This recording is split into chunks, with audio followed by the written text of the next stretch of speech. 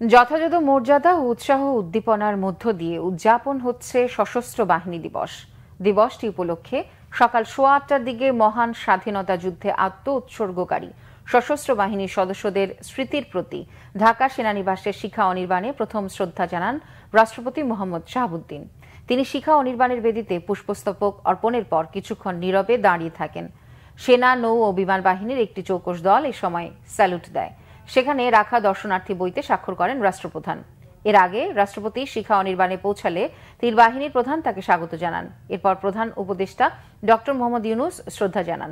পুষ্পস্তবক অর্পণের পর তিনি মুক্তিযুদ্ধের বীর শহীদদের স্মৃতির প্রতি গভীর শ্রদ্ধা জানিয়ে কিছুক্ষণ নীরবে দাঁড়িয়ে থাকেন। তিন বাহিনীর একটি চৌকস দল তাকে গার্ড অব অনার প্রদান করে। এছাড়া তিন বাহিনীর প্রধান আলাদা আলাদাভাবে নিজ নিজ বাহিনীর পক্ষে পুষ্পস্তবক অর্পণ করেন।